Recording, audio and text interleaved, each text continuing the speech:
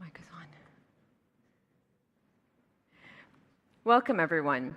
Welcome to SGI Talks. In its third edition, we'd like you to spend the next couple of days attending and visiting the pavilion, of course. And to kickstart the day, I'd like to please welcome Muhandis Waad and Dr. Abdullah to this panel, where we will talk about not simply what's happening with SGI, but actually taking everything that we've taken from SGI policies and goals and putting them all into action. Please welcome to the stage with me Dr. Waad, Muhandis Waad or Dr. Abdullah. All right, let's dive right into it. From ambition to action, this is not simply a catchphrase in Saudi Arabia, it's reality. So let's start with the obvious question. How are we doing and where are we now? Okay, thank you very much. I think the story started in 2021 when His Royal Highness the Crown Prince announced the Saudi Green Initiative. And with that announcement, the Kingdom of Saudi Arabia stated its ambition to net zero by 2060. And with the three main objectives of the Saudi Green Initiatives, which is the reducing GHG emissions, the increasing the plantations, and the land protection and biodiversity. And I'm sure Wael will shed some light on that. And after that, today is the third exhibition and forum for the Saudi Green Initiative. We have seen tremendous progress in terms of, and I will speak about the emission reductions part, which is the deployments of renewable energy, the advancements on the liquid displacement program, which is basically instead of using the liquid fuel, we use gas in the power generation sector. We also advanced the energy efficiency program, which is in different sectors such as the buildings, even the transport, where the fuel efficiency of the cars has improved within the kingdom. We have seen so many pilot projects in deploying the new technologies in the carbon capture, in the carbon utilizations, and also in the hydrogen.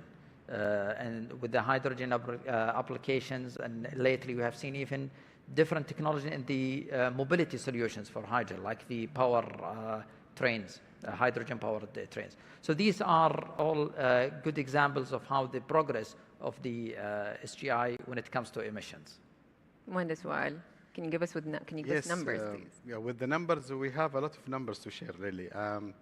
I think, alhamdulillah, we have achieved things that we did not imagine to achieve in this short period. We are talking about 3 years only, and until now we have planted more than 40 million trees all over the kingdom, and we have achieved to protect and rehabilitate tens of thousands of hectares, and especially for rehabilitation, and maybe hundreds of thousands of hectares of protection of land. And this means that we are in the right track, inshallah, and will achieve more.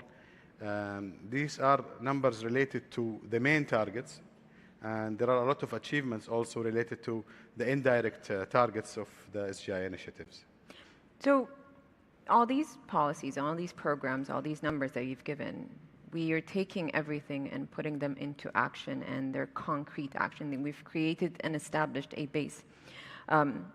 Let's expand a little bit on the terms of research, public behavioral changes, policy development. Well, this is a must. Should go in parallel with what we are doing, especially when we are talking about public behavior change with policies.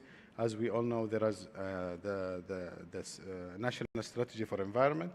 It was followed by also the environmental law, and implementation of the law, and the bylaws of this law is improving, and we start educating and, let's say, improving the awareness of all sectors related to the environmental law and the bylaws. And talking about changing the behavior, if we are talking about changing the behavior, we have the Environmental Awareness Initiative, which it's taking care of about raising the behavior of people. My colleagues always say that some of the initiatives will take care about raising the raising the vegetation cover, or reducing the emission, or raising the protected areas. Here we are raising the behavior and reducing the bad behavior of the people. This is very important to protect what we are gaining. People should be in the same page. And I think also we have something related to the laws and to those things, even in the energy sector, I think. Research is a major component in the energy sector. Could you elaborate a little bit on that, Dr. Abdullah? Yes, let me just recap what Wael was talking about, which is when you try to make such a change and you have these high ambitions set by the leadership, there are different dimensions which are requirement to make this happen. And Wael was talking about different examples of that. So you will make changes in the regulatory framework. These are the parts where you set the policies, you establish the needed laws and regulation, etc. Also, you need to set the standards as well. Right. And examples of these, for example, the Saudi energy efficiency standards, which are set for buildings, for cars, for even electrical equipment, etc. That's just an example of the standards, and there are many, I'm sure, in the environmental part as well. Also, you need to think about the infrastructure That's why we see the different projects happening, like the NEOM green hydrogen project, the Aramco's carbon capture projects, and etc. So these are the infrastructure components. Also, you need to consider the human capital, and part of it is the awareness, as well as building the capacity. And there are different examples in how we are preparing the new task force in terms of professionals, engineers, technicians, even from the awareness at the public educations, etc.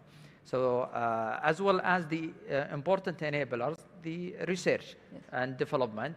And we have excellent examples of R&D projects happening. Like here today, as we see in the exhibition downstairs, we could see some of the patented applications, like the CO2 injected concrete, and also the improving the efficiency of internal combustion engines.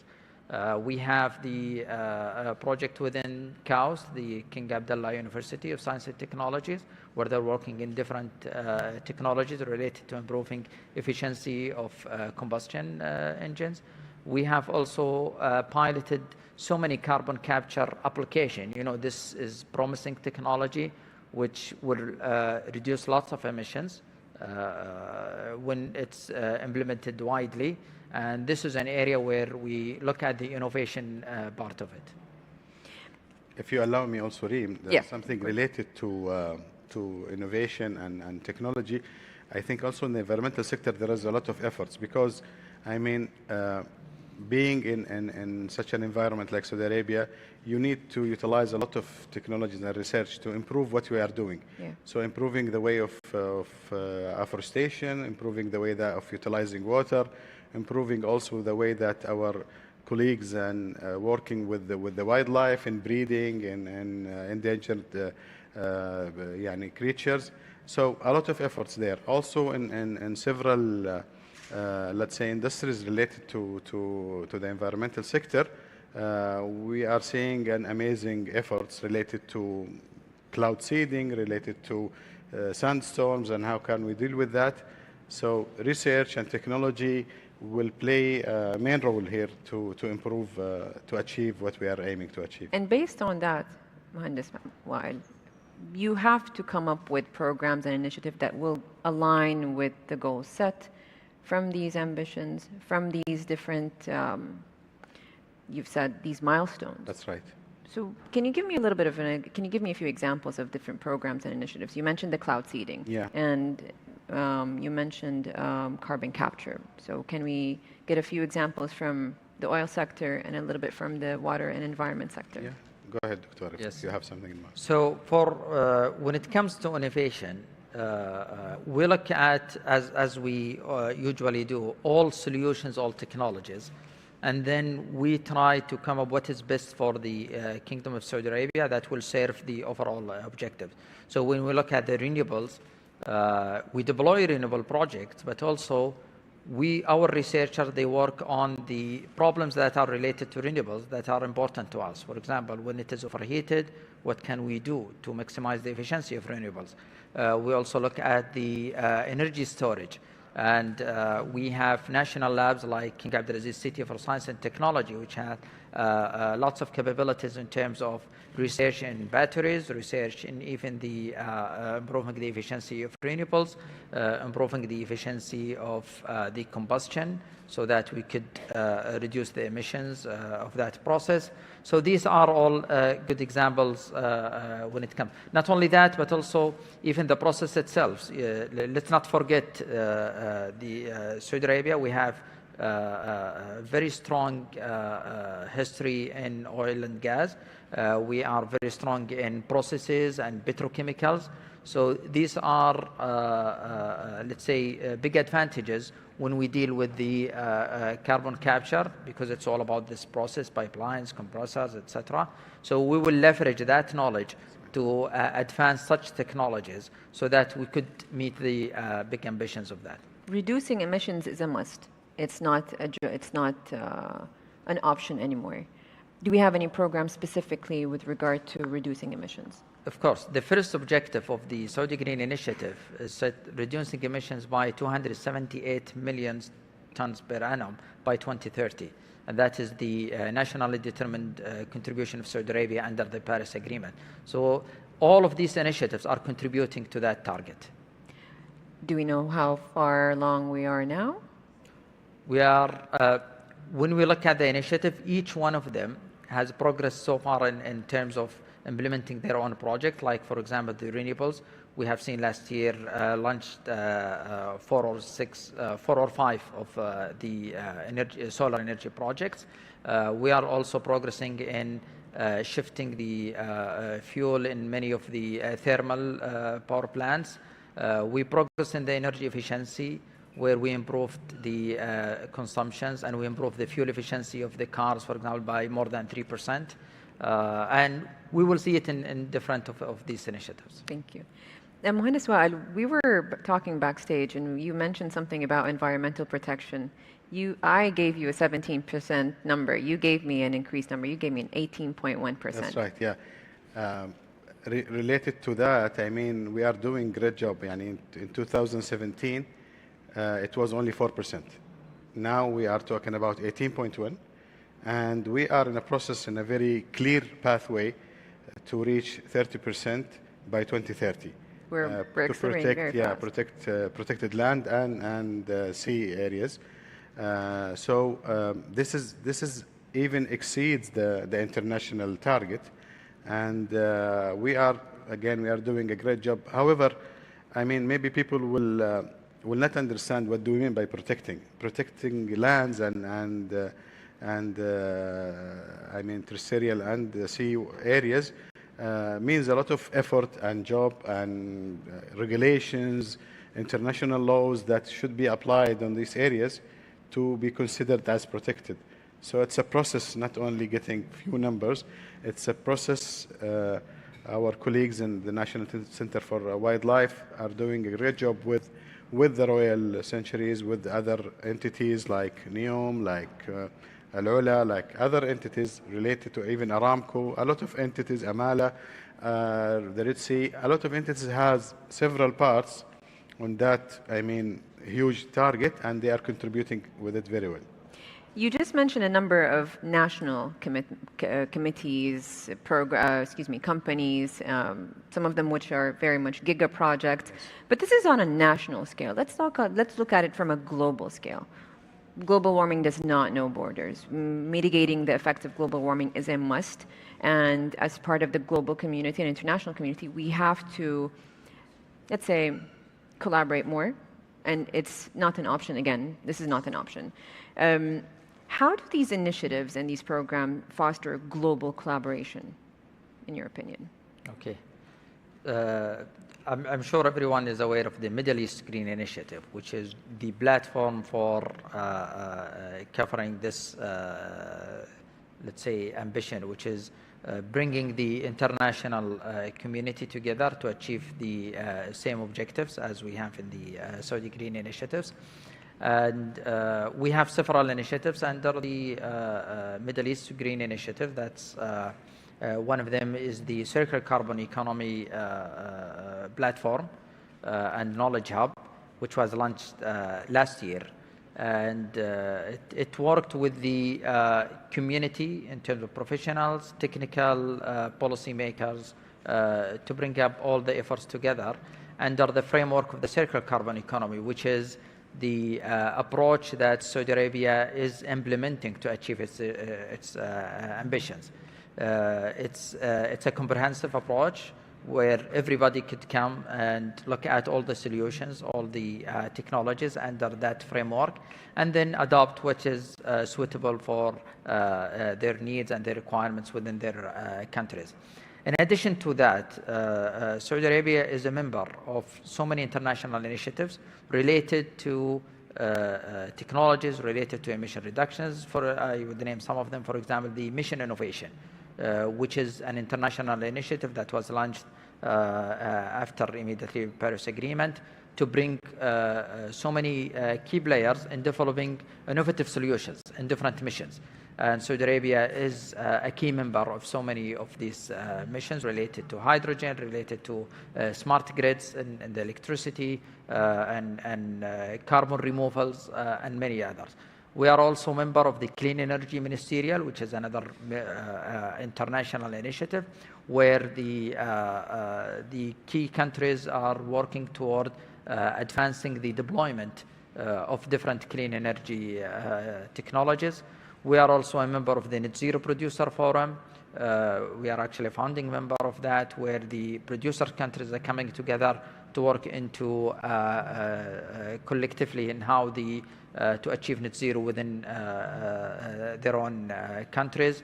So the initiatives, the international initiatives are there, and we are pushing our efforts and contributing to the international community when it comes in that.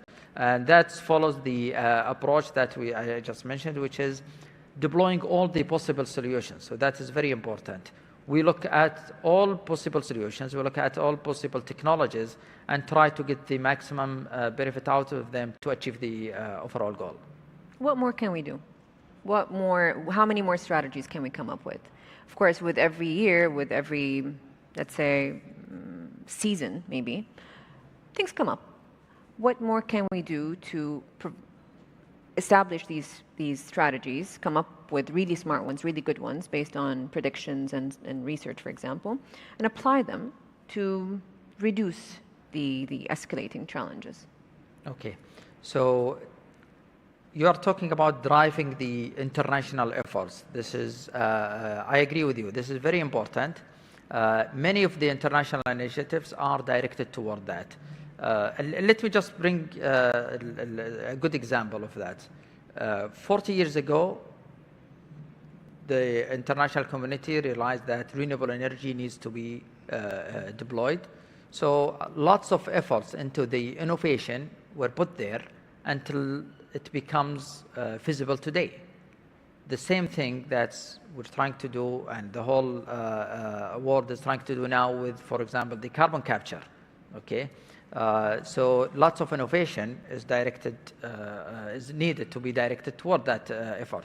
So it's not only investment alone by deploying what is needed today, but also into innovation and putting all the think tanks, research centers, and all the global minds into pushing the technologies, into bringing all the solutions together to the table. Yeah.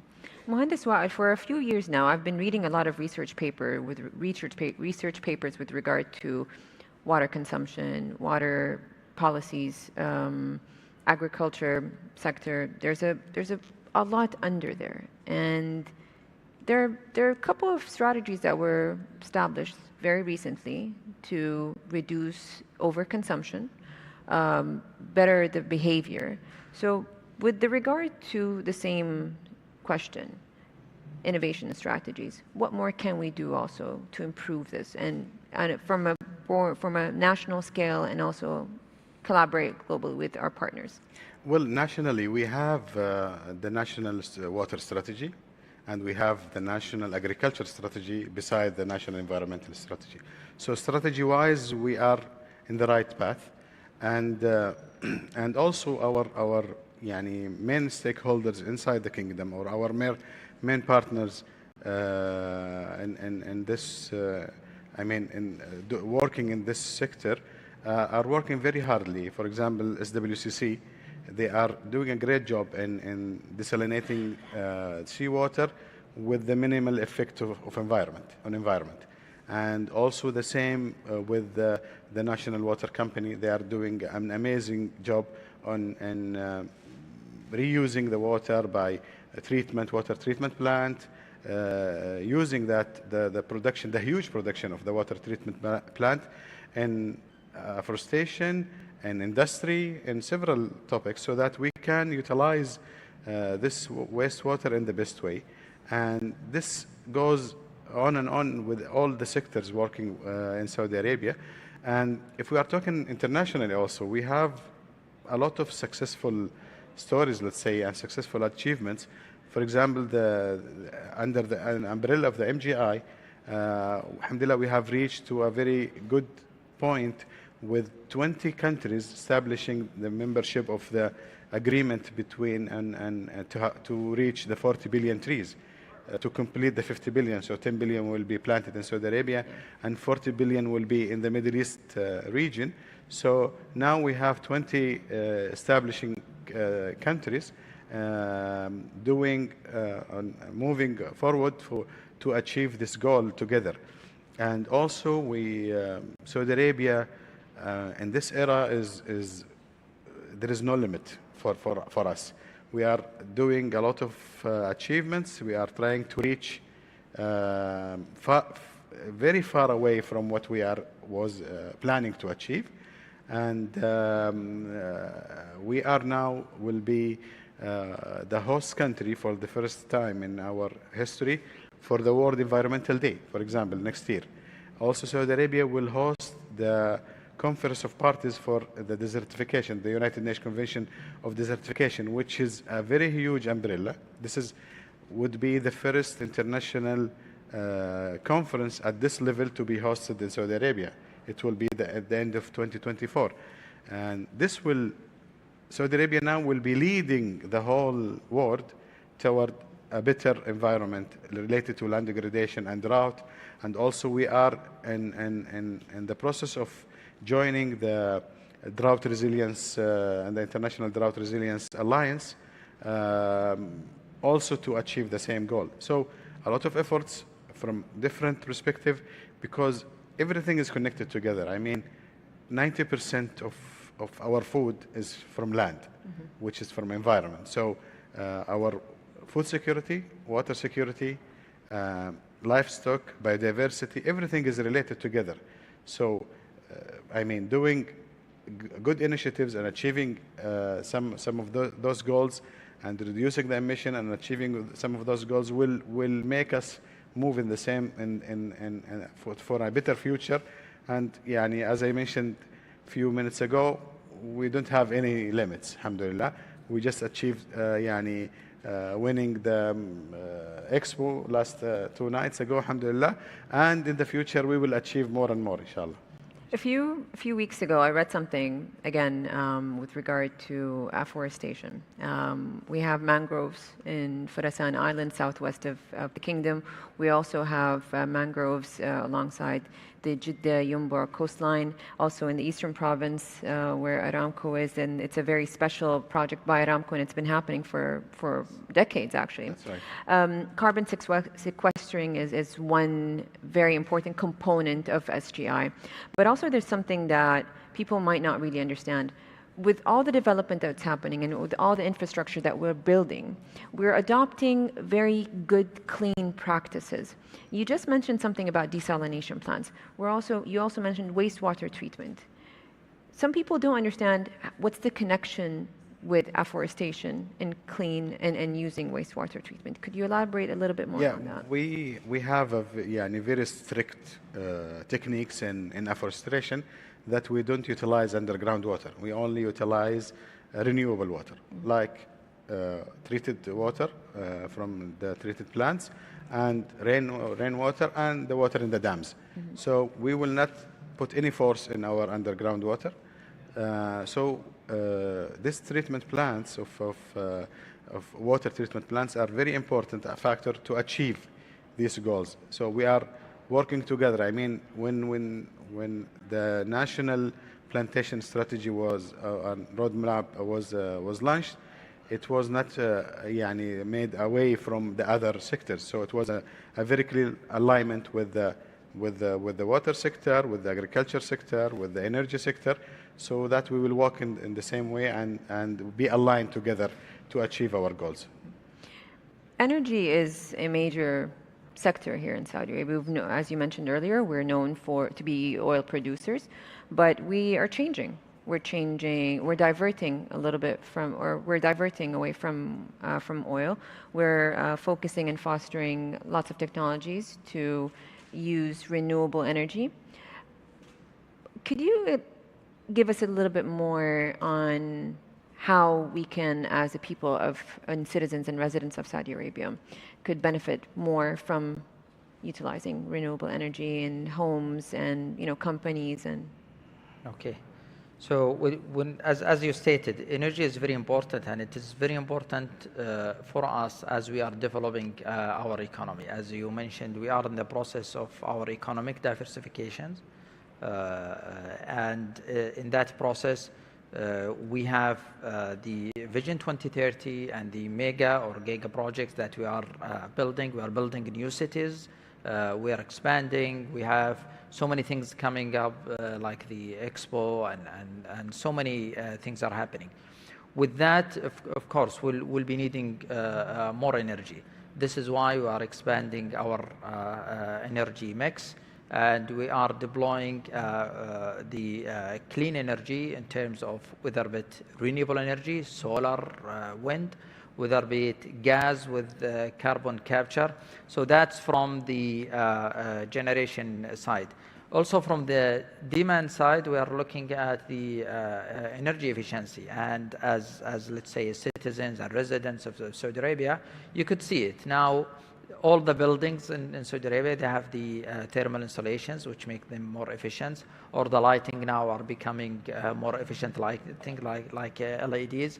I'm sure you are aware of the air conditioning replacement program, which was launched last year to replace inefficient air conditionings with the new ones. Yes. And also you have seen lots of standardizations coming into the cars, the fuel efficiency for the cars. So there are many things that will advance the, let's say, the contributions from the citizens and residents and everyone in Saudi Arabia.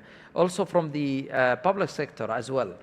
You have seen now so many of them are putting sustainability agenda, putting their own decarbonizations and their emissions targets, and contributing, whether be it deploying renewable energy or optimizing their internal own processes, or deploying the nature-based solutions like the contributing to the target of greening and plantations. I think my last question would have to go back to the number of trees that we're growing. Our goal is 10 billion trees. It's a very ambitious number. It's a very impressive number. It's a 97%. Saudi Arabia is 97% covered in desert. How doable is it, and can we achieve it? Well, there is a big difference in the beginning between desert and desertification. Okay. Okay, so to understand the difference, desertification means that originally the land was good, but with some kind of external effects, it became desert. So we can restore this land easily. I mean, we have seen in those 2-3 years, by applying some few protection techniques, the land by itself recovered. Mm-hmm. So we can depend easily on the nature behavior of the land itself to recover. That's why we have a target on 2030. I mean, a part of the 10 billion trees, we have a target to achieve 600 million trees by 2030 by utilizing the nature behavior of the, so without any kind of enforcement, let's say, on the environment. And beyond that, we will do some other, techniques that will expedite what we are working here. So it is possible. We will see, inshallah, the change soon. And maybe, inshallah, for our generation, because when we are talking about the 10 billion trees, to be clear, we are talking about decades. So we will achieve that, inshallah, in the next 70 years after 2030, inshallah. And reaching that, maybe sometimes, as I mentioned, we are human. We are doing what we can do, regarding to studies and strategies. However, inshallah, the environment by itself, when it became healthier, it will help us to expedite by itself. And this will increase will help in increasing the amount of rains that we will get, decreasing the sandstorms and other effects. So it's always one system, and it is an ecosystem work together. So whenever you are supporting one element, other elements will be will be affected also and support the others. Dr. Abdullah, do you have something to say with regard to how that will affect the energy sector. I think, as I will just quote one last thing, it's an ecosystem. Yes, I agree. So when the environment and from the energy sector contributing to helping fueling that activities and fueling the economic, because we cannot separate all of they are all interlinked. And the bottom line is that we address the climate change, we address the energy needs, and also we address the economic development. They are all coming together. Well, thank you very much, everyone, for attending. Dr. Abdullah, Mohandas Wael, thank you so much for launching the first session of SGI Talks on day one. Everyone else, I hope you get to enjoy the rest of the day. Thank you again so much for coming. Thank you. Thank